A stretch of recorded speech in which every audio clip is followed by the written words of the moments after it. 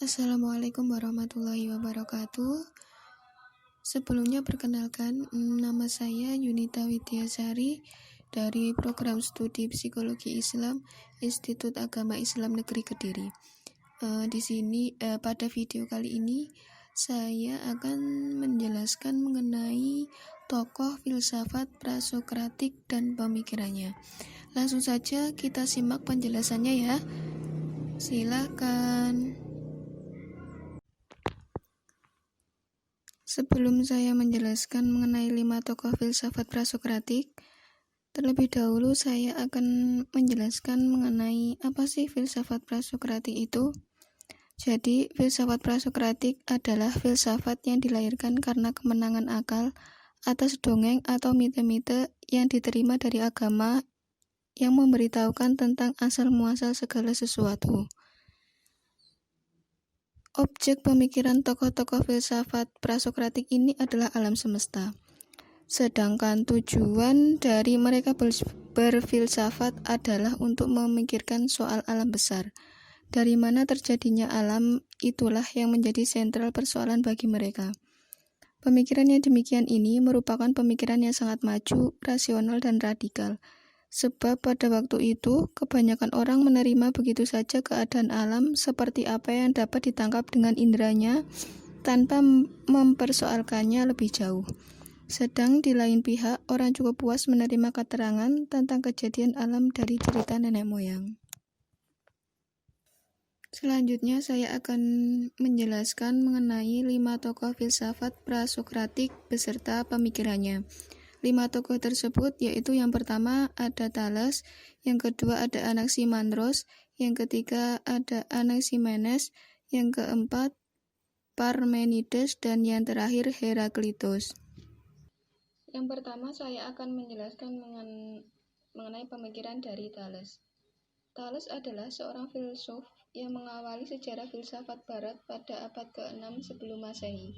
Dianggap sebagai kegiatan berfilsafat pertama karena mencoba menjelaskan dunia dan gejala-gejala di dalamnya tanpa bersandar pada mitos, melainkan bersandar pada rasio manusia. Untuk mencari hakikat asal mula dari alam semesta ini, Thales memang melepaskan diri dari ikatan kepercayaan umum di waktu itu. Berdasarkan pengalamannya sebagai saudagar yang suka berlayar di lautan, maupun pengalamannya menyaksikan kehidupan penduduk Mesir yang hidupnya bergantung kepada sungai Nil, semuanya itu oleh Thales dijadikan sebagai landasan berpikir untuk mencari jawaban mengenai asal mula kejadian alam ini, yakni semuanya berasal dari air. Menurut Thales, air menjadi pangkal, pokok, dan dasar dari segala-galanya yang ada di alam semesta. Berkat kekuatan dan daya kreativitasnya sendiri, tanpa ada sebab-sebab di luar dirinya, air mampu tampil dalam segala bentuk, bersifat mantap dan tak terbinasakan. Argumentasi Thales terhadap pandangan tersebut adalah bagaimana bahan makanan semua makhluk hidup itu mengandung air, dan bagaimana semua makhluk hidup juga memerlukan air untuk hidup.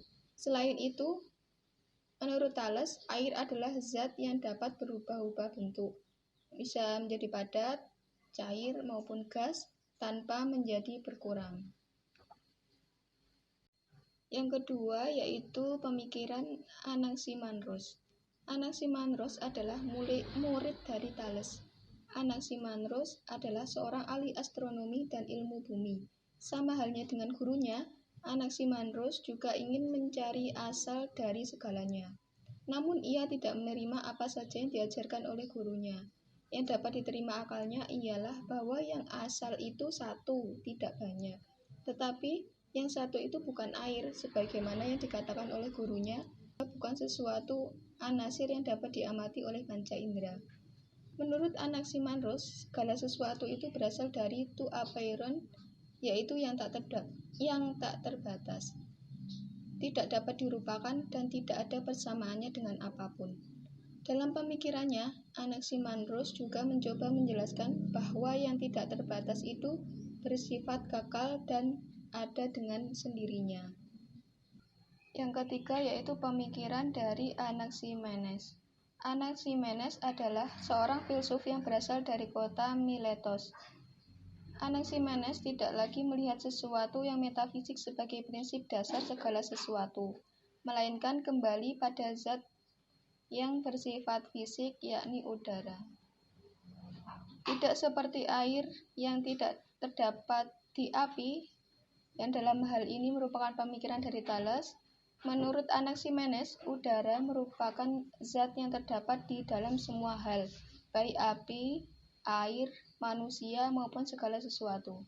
Karena itu, Anaximenes berpendapat bahwa udara adalah prinsip dasar segala sesuatu.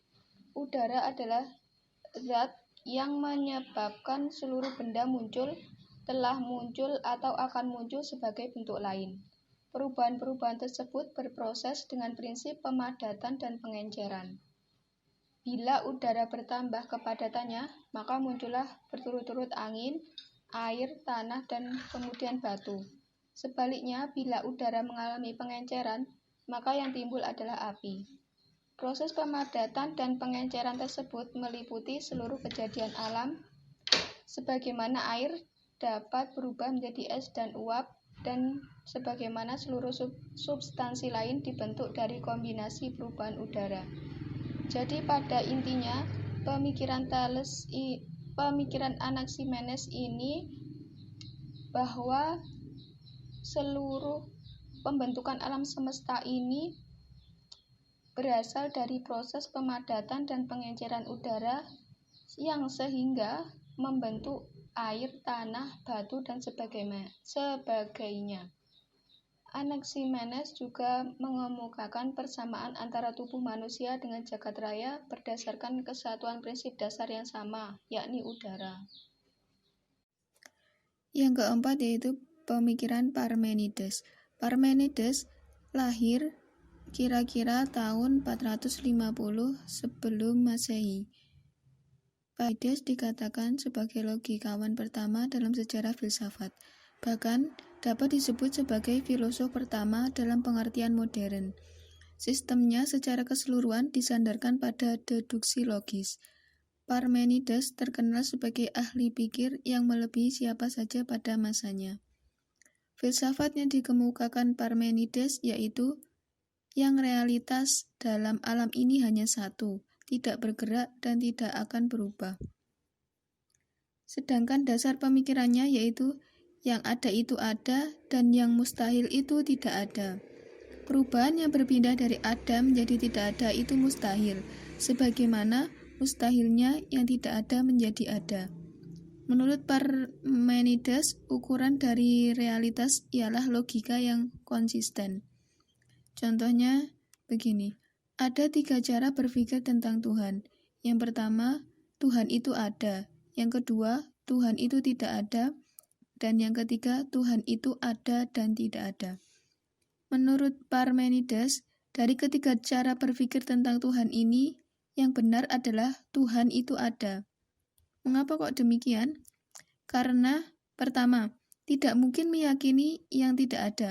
Yang kedua, sebagai ada karena yang tidak ada pastilah tidak ada. Dan yang ketiga pun tidak mungkin, karena tidak mungkin Tuhan itu ada dan sekaligus tidak ada. Yang terakhir yaitu pemikiran dari Heraklitos. Heraklitos adalah filsuf yang berasal dari Efesus. Pemikiran Heraklitos yang paling terkenal adalah mengenai perubahan-perubahan di alam semesta. Menurut Heraklitos, tidak ada satupun hal di alam semesta yang bersifat tetap atau permanen. Tidak ada sesuatu yang betul-betul ada. Semuanya berada di dalam proses menjadi. Segala sesuatu yang terus berubah di alam semesta dapat berjalan dengan teratur karena adanya logos. Logos itu sendiri yaitu rasio yang menjadi hukum yang menguasai segala-galanya dan menggerakkan segala sesuatu termasuk manusia. Menurut Heraklitos, alam semesta ini selalu dalam keadaan berubah. Sesuatu yang dingin berubah menjadi panas dan yang panas berubah menjadi dingin. Itu berarti bahwa bila kita hendak memahami kehidupan kosmos, kita mesti menyadari bahwa kosmos itu dinamis. Kosmos tidak pernah dalam keadaan berhenti atau diam, dia selalu bergerak, dan yang bergerak itu artinya berubah.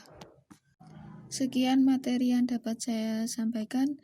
Apabila tadi dalam hal menjelaskan ada kesalahan, Saya mohon maaf dan saya akhiri. Wassalamualaikum warahmatullahi wabarakatuh.